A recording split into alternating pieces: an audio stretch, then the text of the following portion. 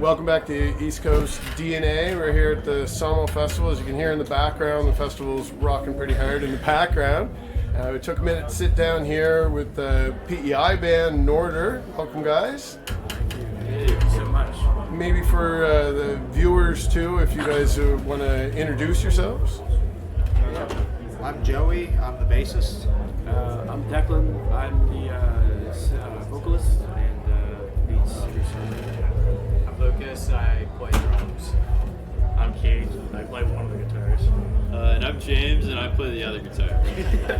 Nice. We did it, guys. Yeah. So I'd mentioned that I was familiar with Norter from the last couple of years doing the East Coast DNA podcast. But I also have heard good word from other bands that are here in the region that have mentioned you guys were good fellas outside of your cool shows as well. But I do follow you a little bit online. I've seen what your performances are like, and I caught your set today. I mentioned I was able to shoot a little bit of it at the beginning. So high energy set. Definitely not a genre that I could really instantly label for somebody if I was describing the sound. So how would you guys describe it to somebody else? I'm sure you've been to like 5-minute pitches and stuff. So how would you describe the sound of Norter? Energetic indie rock, man. Like just like super like fast paced, like body moving type. Yeah. Yeah, you know, but like we slow it down every now and then. But like I'd say primarily like energetic indie rock music.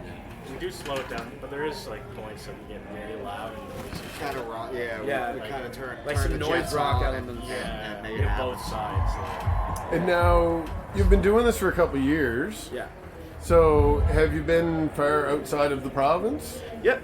So we did a maritime tour just before we put out our album, and it was like our first tour. We haven't done much since, but we've been to like the band was in Toronto as a part of RBCX Music back in like that summer of last year. So they personally like flew us to Toronto with a bunch of other cool artists. Cool.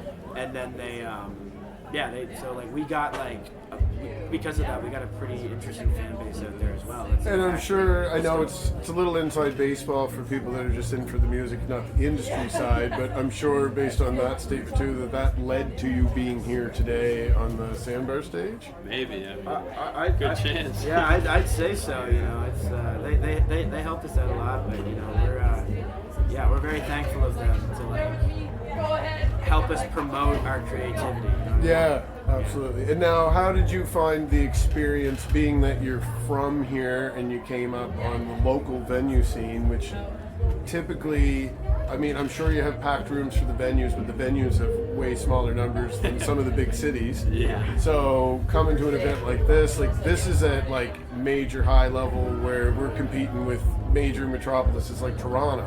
Yeah. So how's that experience for you as a band where this is your backyard, now you got like 60,000 people floating around for a show? Yeah, it's Definitely It's unreal. makes it easier for transportation too. Yeah. I was about to say, yeah, it definitely beats sleeping in a bus bunk that's the or in a thing, van. yeah, You know what I yeah. mean? Like Like being able to, Toronto or something, being able to we're go in a crammed car. Yeah. With so Yeah. much gear. Yeah. Bad times in our backyard. Like, Yeah, but you know what, man? Like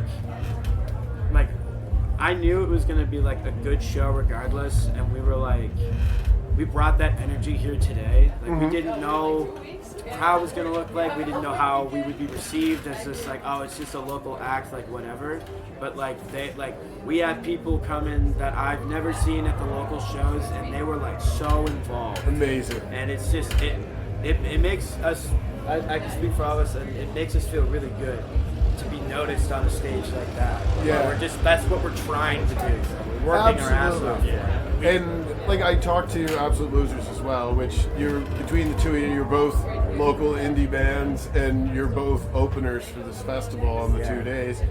So I know some bands, like that's not the most choice slot because it's not the full attendance, but I do personally like to come early so I can catch out the new up and coming bands, and sometimes a smaller front of the crowd means that you can enjoy the show better as a fan. It's more intimate. Yeah. But I did notice in this case, even though we didn't have like a full suite and the full field, for the Sandbar Stage. The Sandbar Stage is pretty packed pretty early, so I think the people that are coming they're not necessarily coming here to drink that early. They're coming here to listen to the music. So you're getting a quality audience of music fans. So it is nice to see that they're involved. Absolutely. And you know what? Like I personally picked out like a lot of people that would like come to a show at Sportsman's at our set. So it's like, you know, like because of, you know, they did it right in picking these big headliners and then, you know, choosing like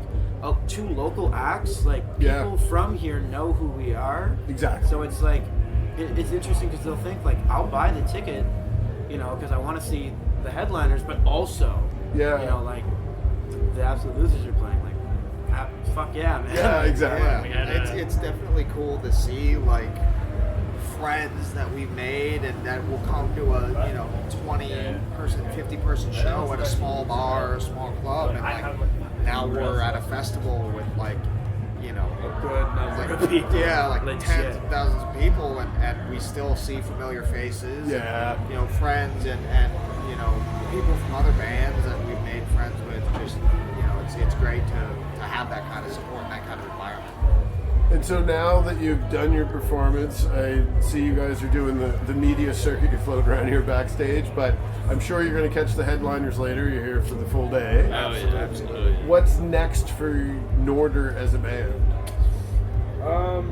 We're going to record some music, I think. Yeah, like throughout this next few weeks, we're going to get back in the studio, record 1 or 2 singles, and then the rest of the EP to come out in January. Excellent. Yeah, about 5 or 6 songs, and then I want to go immediately back to the studio, spend time on the sophomore album, and put that out in like July or something like that. So like, we're gonna be around, but we're gonna limit shows to like create like some sort of like I don't know, like I want people to be as involved as they were today at every single show. Yeah. You know, that's just something I feed off of. So it's like playing less shows means the shows that you do play, people are wanting to see that. Yeah. You know what I mean? So we're gonna be like, you won't see us live for a bit, but you will soon. But music is coming. Excellent. So I would like to extend an invitation to you guys as the full band to come back for East Coast DNA to do a full feature episode, maybe when you're ready to release the EP. Okay. So we'll give the fans a little bit of taste, and then we'll dig a little bit deeper into the origins of Norter and find out where you're heading for 2025. Absolutely, man. Yeah, thank you for this. This has been great. Well, this is amazing. It was nice to meet you all, and it sounds like the crowd's really getting going, so maybe we'll all get out there and get involved in that. Party. Yeah. All right, thanks guys, and we'll talk again soon.